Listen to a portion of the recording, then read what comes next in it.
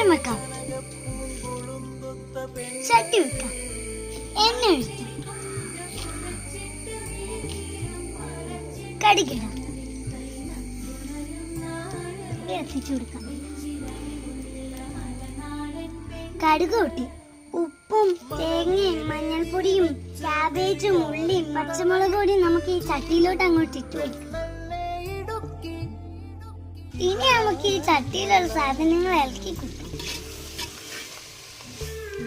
അടച്ചു വെച്ച് വേവിക്കാം. തുറന്നിട്ട് വെന്തോ നോക്കാം.